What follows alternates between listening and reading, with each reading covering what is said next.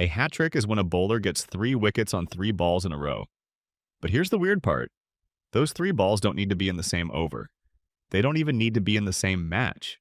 As long as the bowler takes a wicket on 3 straight balls they actually bowl, it counts. Merv Hughes took a wicket on the last ball of one day.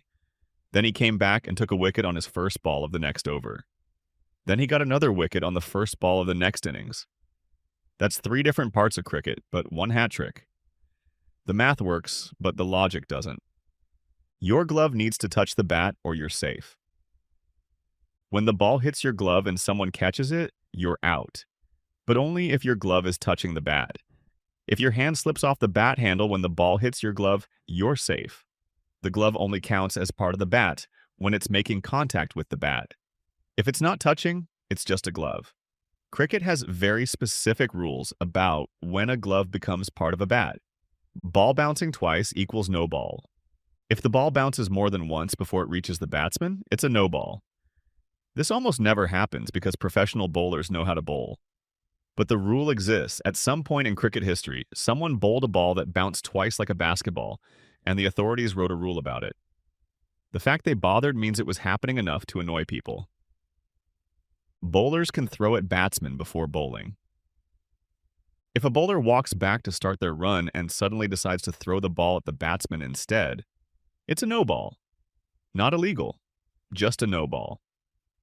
The fact this needed to be written into the rules means someone actually did it.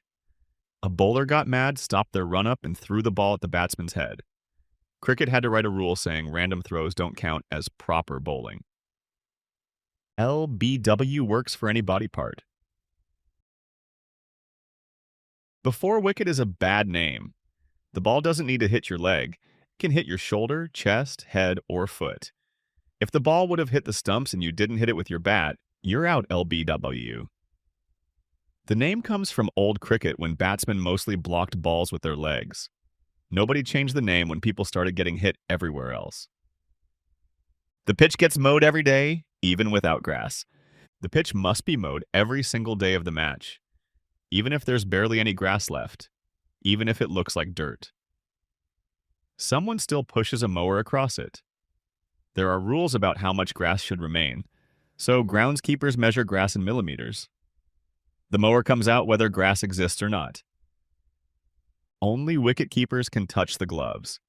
The wicket-keeper wears special gloves. No other fielder can touch them. If any fielder picks up those gloves for even 10 seconds, the batting team gets 5 free runs. Doesn't matter why they touch them. Doesn't matter if the wicket-keeper was hurt. Touch the gloves, and your team loses runs. The rule stops fielders from getting unfair help when catching the ball. Fielders need permission to leave the field. A fielder can't just walk off when they want to. They need the umpire to say yes. If they leave without asking and then touch the ball when they come back, the batting team gets 5 penalty runs and the ball becomes dead. The umpire even tracks how long they were gone. Leave for 10 minutes without permission? You sit out for 10 minutes when you return. Cricket doesn't allow casual substitutions. Cricket works without bails. The bails sit on top of the stumps. When the ball hits the stumps, the bails fall and you're out. But if the wind is too strong and keeps blowing the bails off, they can remove the bails completely and keep playing. Afghanistan played West Indies in 2017 when the wind was so strong the bails wouldn't stay on. They took them off and played anyway. The umpires just watched if the stumps moved. Same game. Just no bails. Wasting time costs 5 penalty runs. If the fielding team wastes time on purpose, the umpires can give 5 penalty runs to the batting team. Taking too long between overs, faking injuries, moving fielders around slowly, all punishable. If it happens during an over, the bowler can be banned from bowling for the rest of the innings. Umpires have full power to punish delays with instant runs. Ball hits stumps, but bails don't fall means not out. The ball can smash into the stumps and make a loud sound, but if the bails don't fall off, the batsman stays in. Ben Stokes had a ball hit his stump loud enough for everyone to hear. The bails didn't move. He wasn't out. The stumps have grooves that hold the bails in place, so light contact sometimes isn't enough to knock them off. Physics beats common sense. Returning the ball gets you out. If a batsman picks up the ball and throws it back to the fielder without asking first, they can be given out. It looks helpful, but it's illegal. The batsman must ask permission before touching the ball with their hand. Just tossing it back gets you dismissed. Cricket makes you ask before being nice. 3 minutes to reach the pitch or you're out. When a batsman gets out, the next batsman has 3 minutes to get to the pitch. If they're not there in time, they're out without facing a single ball. This is called being timed out. That's why batsmen get ready before anyone is even dismissed. The clock starts when the wicket falls. Be late, and you're gone. Angelo Matthews became the first international player ever dismissed this way in 2023. Scorers must wave a flag or play stops. When the umpire signals a 6, 4, wide, or no ball, that signal goes to official scorers who sit near the scoreboard. The scorers must wave a flag to show they saw the signal. If they don't wave the flag, play can't continue. The umpire just waits. Cricket is the only sport where the game stops if the person keeping score doesn't acknowledge what happened. Ball hitting equipment costs 5 runs. Wicket keepers leave their helmets on the ground behind them. If the ball accidentally hits that helmet, the batting team gets 5 penalty runs.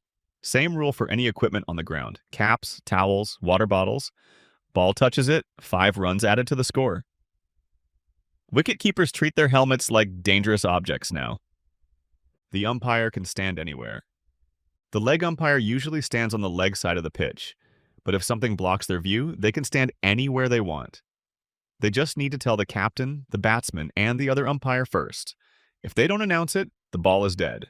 Cricket lets the referee move around mid-match as long as they tell everyone.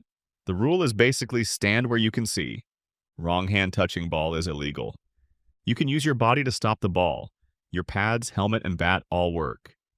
You can even use your hand if it's the one holding the bat, but you can't use your other hand. If you swat the ball away with your free hand, you're out for handling the ball. Both hands on bat? Fine. Free hand touching ball? Out. The reasoning for this is lost somewhere in cricket's old rulebook. Overhead obstacles make the ball dead. If a batsman hits the ball in the air and it hits something overhead, a camera, the roof, a bird, the ball immediately becomes dead. No catch counts, no runs count. Everything stops. Doesn't matter if it was going for 6. Doesn't matter if a fielder was ready to catch it. Touch anything hanging above and the play is over. Cricket built stadiums with obstacles and then made rules around them. Fixed objects need pre-match agreements. If the ball hits a dog or bird on the field, it doesn't count as a boundary, even if it was crossing the line.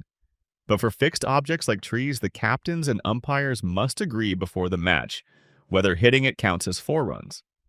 One ground in South Africa has a tree inside the boundary. They agreed hitting it counts as 4. Cricket negotiated with a tree instead of cutting it down. Kicking the ball over gets you penalized. If a fielder deliberately kicks the ball over the boundary rope, the batting team gets 5 penalty runs. But the ball going over the boundary already gives 4 runs. So the penalty is 1 extra run for doing something that gave 4 runs anyway. You get punished with an extra run on top of the runs you already gave away. The math is weird. No appeal means no wicket. The umpire can't give a batsman out unless the fielding team appeals. Even if the ball clearly hit the stumps, even if the batsman starts walking off. If nobody yells, "How's that?" the batsman stays. The umpire just stands there waiting. Cricket forces you to ask for the dismissal. No appeal, no wicket, no matter how obvious it is. Pretending to throw costs 5 runs. A fielder can fake throwing the ball when they don't actually have it. They dive, pretend to throw, and batsmen slow down. It worked until cricket banned it. Now if a fielder fakes a throw to trick batsmen, the umpire gives 5 penalty runs to the batting team. Marnus Labuschagne was the first player penalized when he pretended to throw after missing the ball completely. 5 runs for acting. Captains can reverse dismissals. A captain can cancel an appeal after the umpire has already given the batsman out. They need the umpire's approval, but it's allowed. The batsman walks off. The captain changes their mind. The batsman comes back. Play continues. The The scorebook shows the dismissal and then shows it being reversed. Cricket lets you undo getting someone out. Hitting the ball twice to save your wicket is legal. You can hit the ball twice if you're protecting your stumps. If the ball is rolling back toward your wicket after you already hit it, you can hit it again to stop it. But you can't score runs off the second hit. And you can't hit it twice just for fun, only to save yourself. Cricket says survival is acceptable, but greed isn't. Catching after ball touches cap means not out. If a fielder catches the ball after it touched their cap or helmet first, the batsman is not out. But if it touches any other part of their body first and then they catch it, the batsman is out. Cricket draws a line between headwear and body. Hats disqualify catches.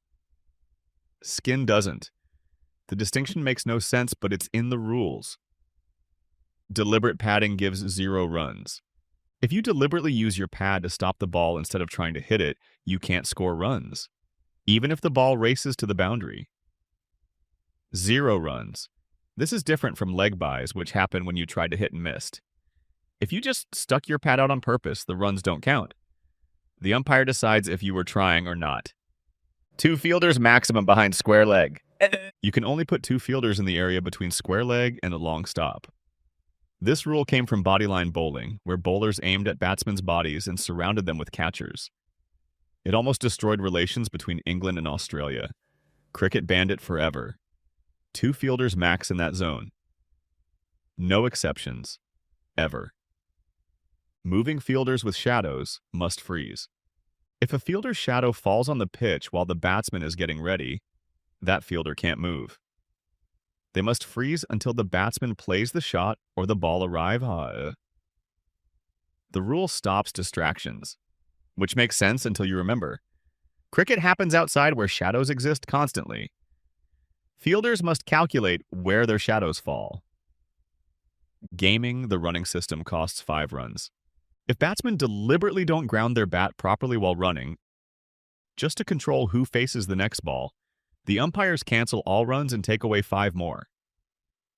Players use this trick to keep better batsmen on strike.